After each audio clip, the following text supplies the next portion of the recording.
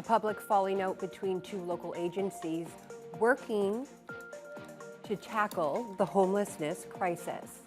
Good evening and thank you for joining us. We'll have more on that in a moment, but first, the Thunder Bay District Jail is being evacuated at this hour. Representatives from OPSU, the union that represents correctional officers at the jail, say the old boiler in the century-old facility broke down this morning. The lack of heat is what led to the evacuation order. As of today, there were 188 inmates being held at the jail. That's well above its normal capacity.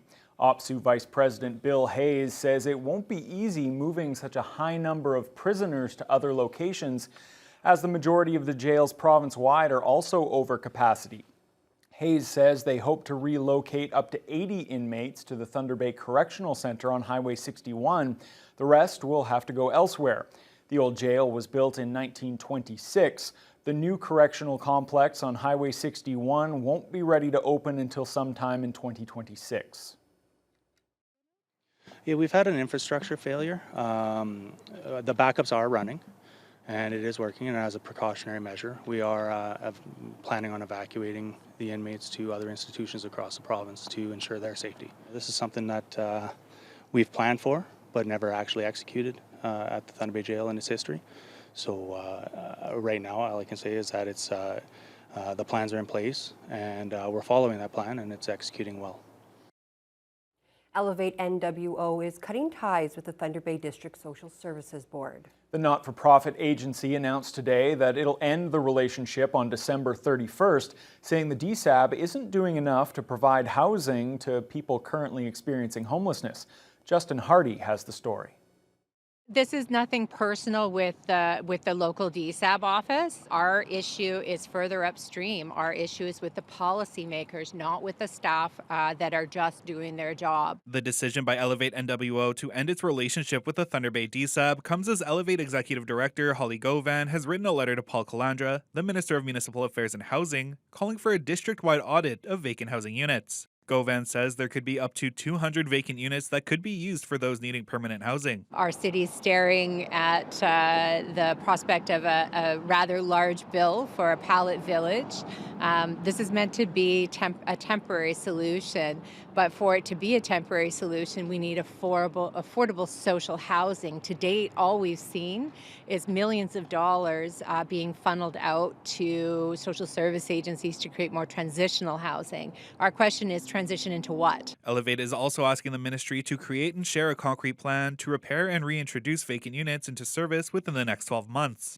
Elevate NWO receives nearly $350,000 a year from the DSAB for things like their warming center and outreach programs for people living in encampments. That relationship will end as of December 31st. Govan says this will result in some restructuring of services. We're going to continue to offer our warming center. Some of the resources that we provide, we won't have funding to provide those any longer, but the services will continue. The funding that we received from DSAB, none of it was for staffing. So we're able to continue to deliver services. It was purely resource funding, so those will dry up a little bit.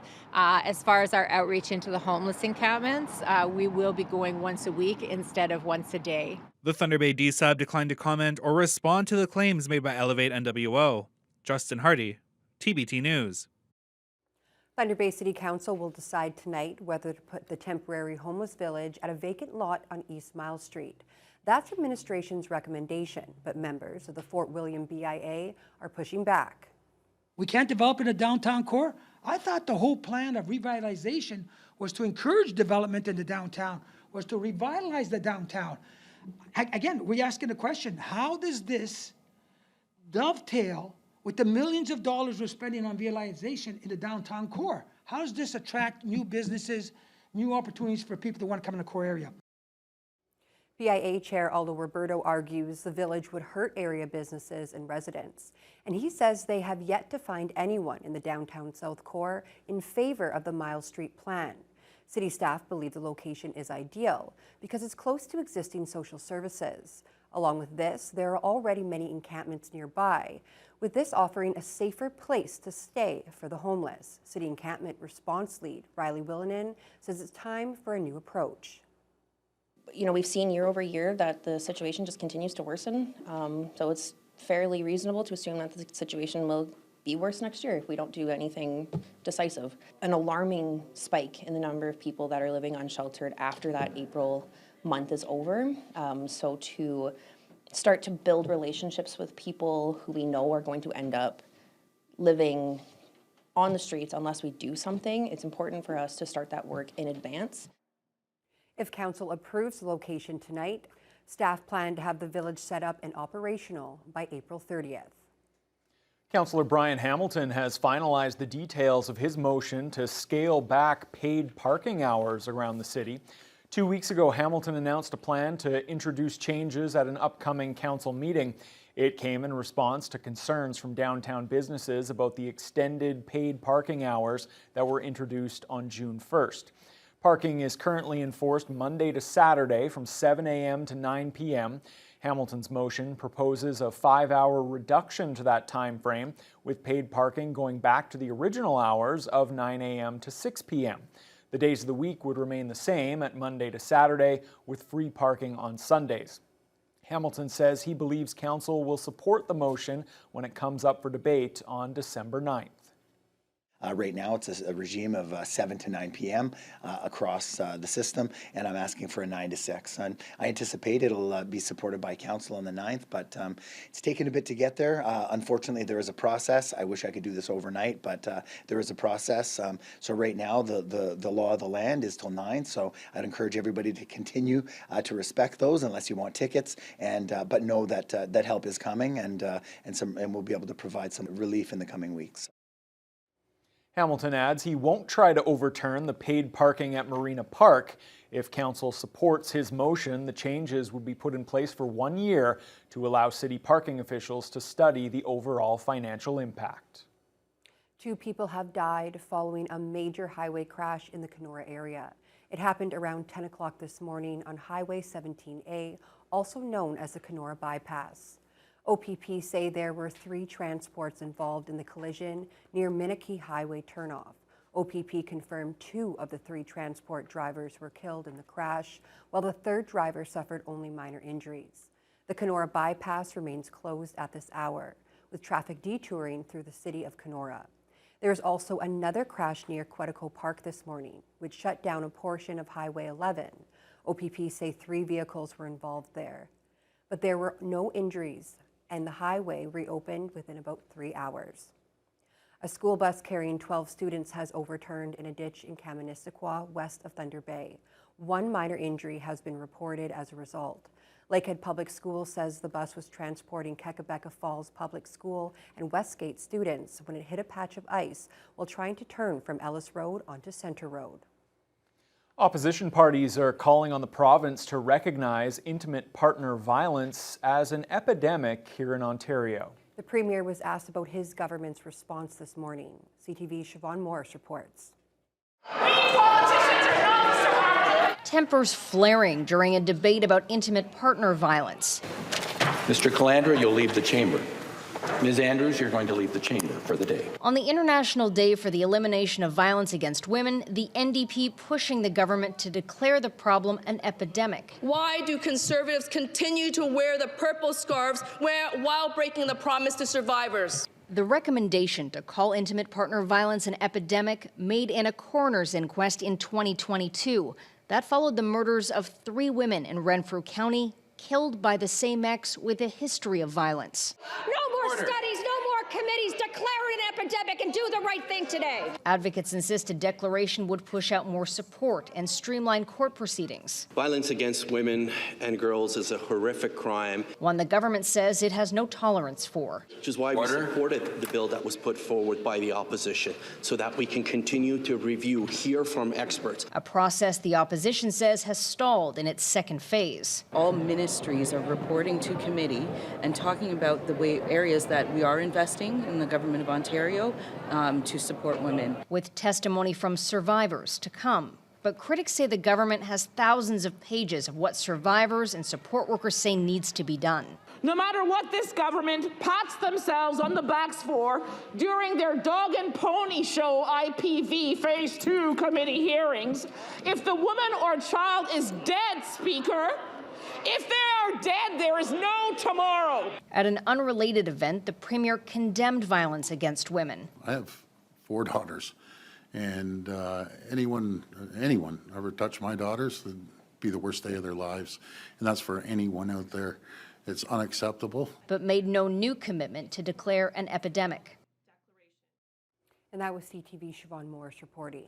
Students at St. Patrick High School recently took part in the No More Opioids tour. It teaches kids the impact of the opioid crisis and the role that stigma plays in addiction. Vasilios Bellows has more. A drug awareness program for high school students came to Thunder Bay, helping teens better understand opioids. Especially because drugs are usually introduced to kids this age. I think it's really good to learn from the start, and then you'll have this information with you throughout life. The No More Opioids tour travels the country to various schools and made a stop at St. Patrick High. The event features engaging activities for the students about the dangers of opioids, the importance of effective response with naloxone, and the value of reducing the stigma of drug use. It's an all-hands-on-deck moment for Canada in terms of opioid overdose. Thunder Bay Superior North MP Patty Haidu is in attendance, with the event brought to the community by Health Canada. Haidu talks about the importance of educating youth on this public health issue. This is a huge piece of reducing harms related to substance use prevention. This is the land that I lived in a lot as a former health planner, and I can tell you that it means so much to kids to have accurate information, to be able to ask questions, to be able to share then later on with their peers or with their family what they've learned. The students who took part found the information valuable, and a few spoke about what they learned. I think it's very valuable because you get to learn the information and be able to know how to detect signals of overdosing and how to help people and potentially save their life from an overdose. It really gives us a good insight on why people may have these addictions and what causes them, and how we can protect ourselves and the people around us. The No More Opioids Public Awareness Initiative has been traveling to Canadian schools since 2018. Vasilios Bellows, TBT News. Siblings Patricia Del Paggio and Dr. Joseph Del Paggio hosted their popular Dancing with the Docs fundraiser this weekend in honor of their late mother, who passed away from cancer in 2019. The charity event raises money for the clinical lab at the regional hospital.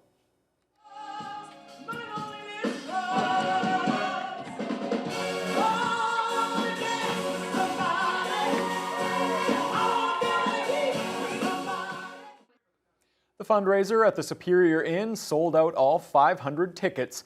8 local doctors and their dance partners rehearsed their big numbers for months to prepare for the event.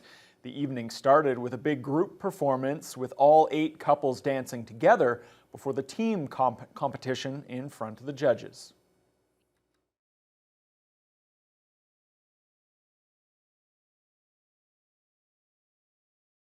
So we have 8 local physicians dancing with elite dancers in our community, and they are dancing for charity. They're dancing to raise money for laboratory services. It's very similar to Dancing with the Stars. So they're going to be scored and voted on by an elite panel of judges and our audience members. You know, this is a group of really unsung heroes who work night and day to provide data to all the doctors that really guides patient care. You know, without them, we wouldn't be able to provide effective care, in my opinion. Well, we apologize for the technical issue there. Patricia Del Paggio says even before the performances began and the fundraising totals were counted, the event had already raised more than $120,000. This year's funds will go directly to laboratory services for cancer care patients at the hospital. With the holidays right around the corner, the Thunder Bay Chamber of Commerce is encouraging the public to shop locally this season. The 4th annual Choose Tbay First campaign got underway today. The holiday shopping season prompts many people to rush to big brand name stores and online shopping sites to get their presents and holiday decor. But there's a wide variety of local shops and stores around the city. The Choose Tbay First public awareness campaign first began in 2021 to try to keep more of those dollars in Thunder Bay. Chamber President Charla Robinson, says shopping locally isn't just good for the store owners here. It also helps the city's economy as a whole. Our theme this year is when you choose Tbay First, you choose Tbay people, because really all those local businesses are supported by local people. And so trying to, remind folks that, ordering online, you're not really helping your neighbors, you're not really helping your friends, you're not creating jobs in our community, and we really need to be supporting each other this holiday season and encouraging folks to get out and check all the amazing stores and restaurants that we have throughout the next number of weeks as we lead up to the big holiday season. When you buy at a local business, you're really supporting a business person's dreams. You're supporting them being able to hire potentially your friends and family. You're supporting the community. For anyone interested in shopping locally this holiday season, they can check out the Choose Tbay First website to find a wide variety of local retailers. The 10th anniversary of Craft Revival took over the Waterfront District yesterday. Thousands of people took in the vendors and entertainers while turning to local crafters for their holiday gift buying. Emma Chilton reports. This year's Craft Revival had 22 locations, 191 artisans, and well over 5,000 people. Artisans and performers were happy to display their talents and wares through the event, and the variety of products offered means there is something for everyone. Shoppers were able to enjoy live music, performances, horse sleigh rides, food, and drinks.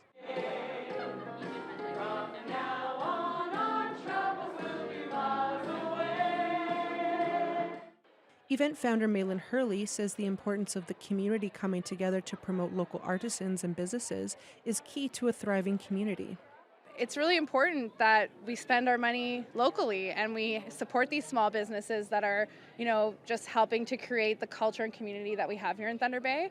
Every dollar spent local means like the world of a difference to these small business owners down here. We really need it. So we appreciate everyone coming out today. It means a lot.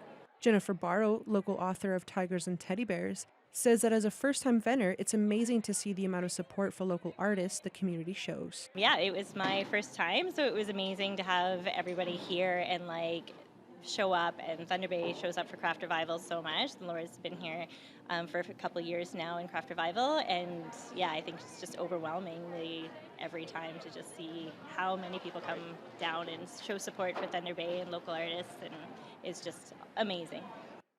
The next Craft Revival will be the weekend before Mother's Day, and for more information, residents can go to their website and social media pages. Emma Chilton, TBT News.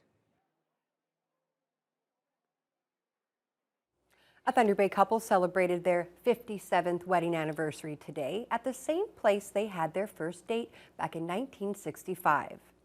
Patrick and Karen Bailey are lifelong residents of West Fort, and they've upheld a tradition for their anniversary, dining at the iconic Coney Island restaurant on Frederica Street. The couple reflected on their cherished memories, not just of their years together, but also of the West Fort community and the eatery that's always been a backdrop to their love story.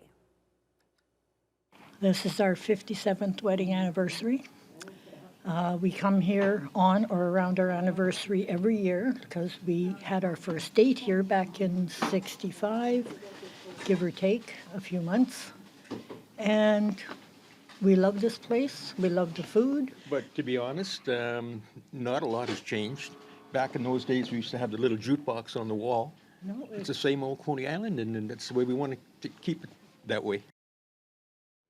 The couple vowed to continue celebrating their anniversary at Coney Island every single year, cherishing the tradition for as long as they're physically able to. Oh, that certainly is a great story, and great that they're able to keep that tradition alive after all of these years. All right, let's turn our attention to the weather now, Fiona. Winter has arrived. I would yes, say. it has. Bit of a bang.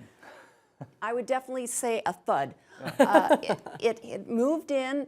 Actually, Thunder Bay got off fairly light today. We've had periods of light snow for the last several hours, about 2 to 4 centimeters has been moving in, I guess, since early morning hours.